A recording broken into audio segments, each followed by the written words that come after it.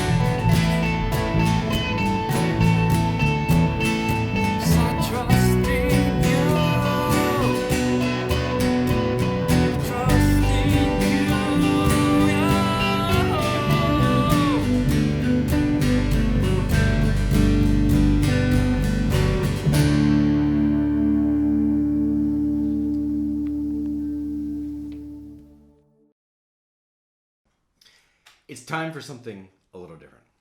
Now, we've been talking a lot recently about the idea of new hope, new life, where it comes from, and that sort of thing. What I'd like to do today, and starting into this next series, is take you way, way, way, way back and take you about 2,000 years before Jesus and begin to walk through a story that foreshadows that new life and hope that Jesus would bring. So we're going to go back about 2,000 years before Jesus to this guy named Abraham. Now God makes Abraham this promise saying, I will bless the entire world through you and your descendants. And Abraham's like, God, I don't know how that's going to happen because I don't even have any kids, and that's kind of needed for descendants. Anyway, eventually he does have a son, Isaac, and Isaac has two sons, Jacob and Esau, and Jacob goes on to have about 12 sons. And all these 12 sons and the whole family end up living basically down in Egypt. You know, famine there, they go there, they're living there, and they end up staying there and settling there for a few hundred years. But during this few hundred years, they've changed from being simply residents of the land to being captives of the land. They've gone from guests to slave labor. But God hasn't forgotten Abraham and his descendants. So God calls this guy Moses. I'm not going to tell you too much about his story now. You've probably heard of him before. If you haven't, hey, there's your reading assignment for this week. So God calls Moses to lead his people on a journey. So God's calling his people on a journey to where they were supposed to be and to become who they were created to be. So Moses goes to Pharaoh, and after, long story short, and he eventually says yes after a bunch of plagues and a Passover and all sorts of stuff, and they have to leave quickly. So they leave Egypt quickly, and they leave the captivity that comes with that, and they're out in the desert. And while out in the desert, God reintroduces himself to this group of people. Say, hey, look, I've made this promise to your ancestor Abraham. Remember him. You guys all know about him. I made this promise to him. That promise is now for you as well. So I want to take you to this land that I promised to him, which means I promised it to you, and I want to give it to you, and I want to have a special relationship with you. So they get near that land, they get near the borders, and Moses gets about 12 guys, sends them all into the land as spies to scout out the situation, see what they're going to do, see how they're going to do this. 10 of the 12 come back and say, we can't do this. Like, there's just no way. These people are really big. There's also, we just can't do this. Like, we don't have the strength ourselves to do this. 2 of the guys come back, Joshua and Caleb. And they say, absolutely, we can take this. Not because of our strength, but because God is with us and we can do this. Unfortunately, the decision was made to go with the 10, not the 2. So they didn't go. So God says, okay, that's fine. It's your call. So we're going to wander around in the desert and we're going to wait for a generation to die, you. And then maybe your children will actually make that decision for themselves, because by that point they will have learned that they can depend on me and they'll depend on my strength rather than their own. So a whole generation passes. And then we read this at the very first chapter in the book of Joshua. After the death of Moses, the servant of the Lord said to Joshua, son of Nun, Moses' aide, Moses, my servant, is dead. Now then, you and all these people get ready to cross the Jordan River into the land I'm about to give to them, to the Israelites. So this guy Joshua, he's been with Moses for a long time, and his name had actually been changed from Hosea to Yehoshua. And Yehoshua means the Lord is my salvation, or God saves. Now you probably know somebody else with this exact same name, even though you may not realize that at this moment. There was a guy in the first century Palestine who also had the short name Yeshua. We know him more by the Greek form of his name, Jesus. Jesus' name also meant God saves. So Joshua's name, Yeshua, same name, God saves. The Lord is my salvation. And that's a theme through this book as we go, as we start today. So God's brought them on this journey. He's brought them out of Egypt. He's called them into something new. And he's bringing them into a new life, bringing them out of their old life into a new one, and into a way of living that they never would have imagined, and into a way of living that nobody ever had. Now keep in mind too that what's happening here as we continue to read, and this is really important as you read much of the rest of the Old Testament as well, that this is so often the story of God interacting with a specific group of people at a specific point in time for a specific purpose. But there are reflections within that can help us begin to understand how God works in our world then and now. So they're sitting on the east side of the Jordan River, getting ready to cross into what would become the land of Israel. And they're getting ready to do this, and they got this river in front of them. Like, how are we going to get across this? And for some people, it probably feels like this is what God's called us to as well. You get to that point where all of a sudden there's an obstacle there, like a river. It's like, how are we going to cross this? And the Jordan River, too. I mean, it's a hard thing to cross because it's not just like, just walking through a kiddie pool. It's steep down the sides. It's really cut out over, eons of time. It's a tough place to cross. It's not just, a light swim. But here's this river, and they're being called to cross it. And doesn't that maybe feel like that for us sometimes? Like you got this obstacle that God's calling us to cross. But I don't think God ever actually lets us stay in one place. And this feels so common because we'll often feel as though there's an obstacle in our way. And we just sort of think, okay, what's the shortest way around? The statement where God closes the door, God closes. You know what? Sometimes maybe he wants you to kick down the door. So maybe he wants you to cross the river here too. Just because the river there doesn't mean it shouldn't be crossed. His goal is never for you to stay in one place. He never wants to let you stay in one place. He wants you to grow. He wants you to develop. He wants you to move. All right? And we need to begin to see what's happening here as they move into this promised land as a foreshadowing event that was God's rescue plan for them, for us, saving us from captivity that we are in, the things that enslave us, and setting us free for them and leading us into a new life. Now, as you read through here, this is not a process that we're about to read that takes place over a few weeks. The taking of the land that God is promising to them right here, the taking of that land probably takes about 7 years. And some of the land that's described here as being part of what is promised isn't even in the possession of the nation of Israel for a few hundred years later when David is on the throne himself. God is not in a hurry. We are, and we get annoyed with him because of that. We're in a hurry. We think he should respond just as quickly. We need to remember that God's plan is so much bigger than just one of us, so much bigger than any one time, so much bigger than even just one group of people. So we keep reading. I will give you every place where you set your foot as I promised Moses. Your territory will extend from the desert to Lebanon and from the great river, the Euphrates, all the Hittite country, to the Mediterranean Sea in the west. No one will be able to stand against you all the days of your life. As I was with Moses, so I will be with you. I will never leave you nor forsake you. Be strong and courageous. Set a counter on that right there. Because you will lead these people to inherit the land I swore to their ancestors to give them. Now, the interesting thing there, too, is the way that this reads, it actually reads like a sovereign land grant that we see in archaeological findings of that time in that region, where it kind of reads like, here's the land I'm going to give to you, here are the boundaries, here are the terms and conditions. Here are the conditions and the bases for me giving you this land. So he's bringing them out of the wilderness and into the promised land, the place that they were destined for. The journey continues. He's making them into the people he created them to be. The journey continues. We keep reading. Be strong and very courageous. Be careful to obey all of the law my servant Moses gave you. Do not turn from it to the right or to the left, that you may be successful wherever you go. Keep this book of the law always on your lips. Meditate on it day and night, so that you may be careful to do everything written in it. Then you will be prosperous and successful. Have I not commanded you? Be strong and courageous. Do not be afraid. Do not be discouraged, for the Lord your God will be with you wherever you go. Be strong and courageous. We see this again and again there. God will strengthen you for what he's calling you to, is what Joshua is being told here.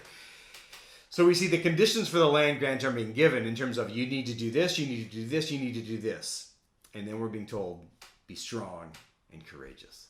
This last verse there, it's been one of my favorite verses for about 30 years when I first memorized this. And the strength that God is promising there is strength for his purposes. Not just something that we would dream up and imagine and then wonder why it's not happening because we don't have that strength. No. This strength is for things that God is calling us to. They're strength for his purposes, not just whatever we'd want it to be. Now, this group of people, the descendants of Abraham, they're being called into this area that we'd come to know as Israel, in which God would dwell. That was what God was trying to set up for them. And Israel was to be God's representatives on earth. He was not trying to set up a geopolitical entity. This was really more like the purposes of a temple.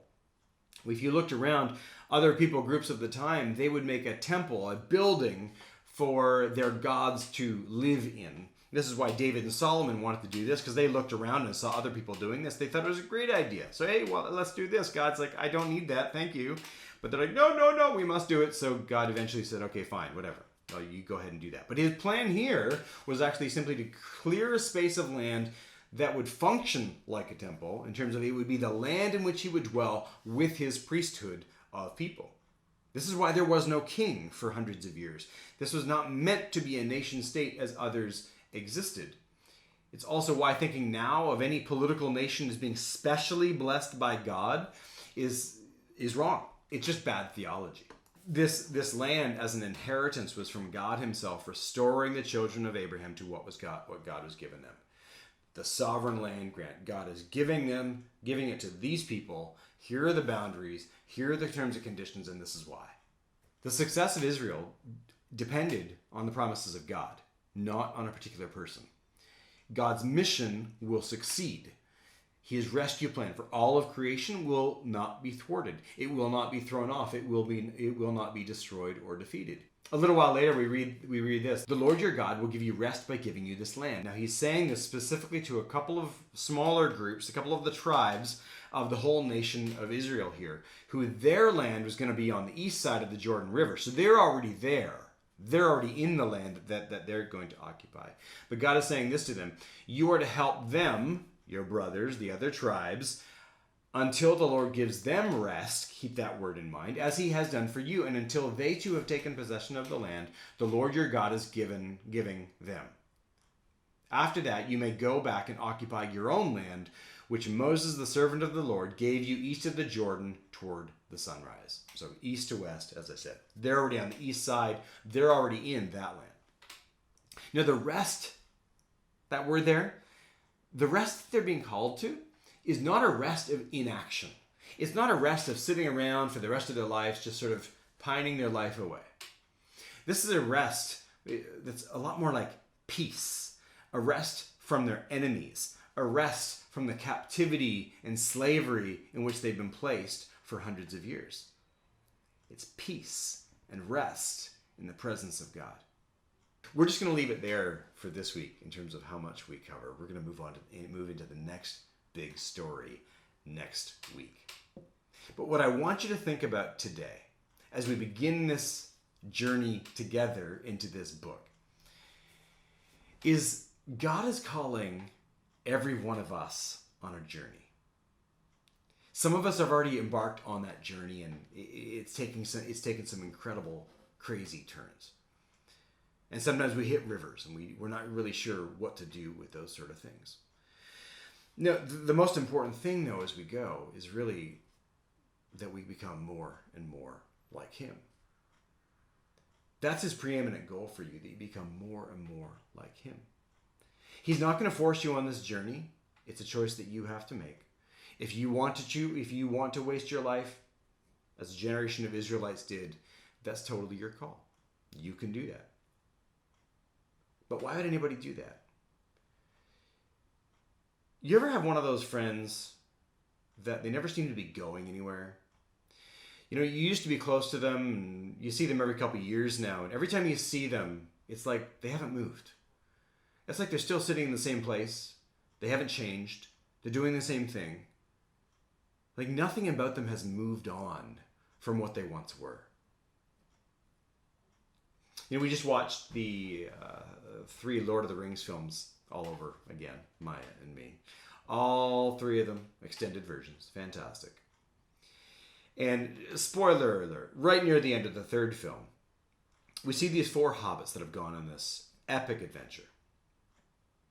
We see them as they arrive back in Hobbiton, their home. And then we see them at the pub a little while later. And the 4 of them are sitting there looking at each other, and they look at the world around them. This place that is their home.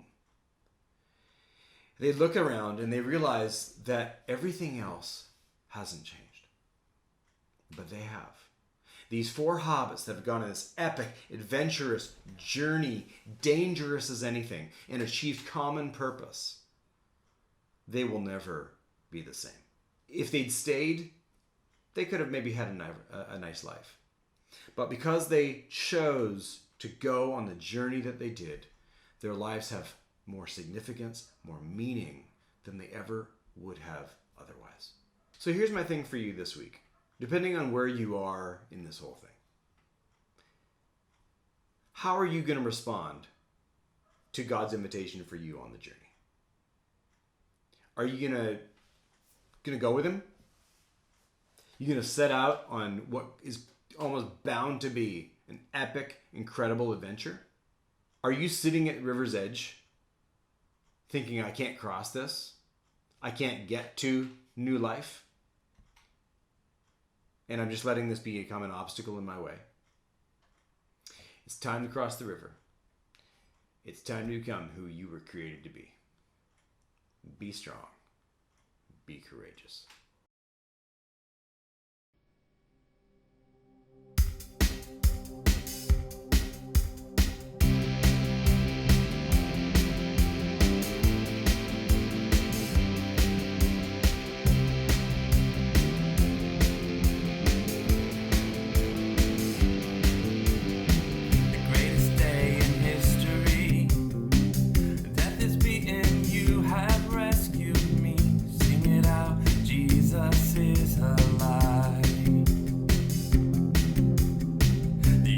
Cross the empty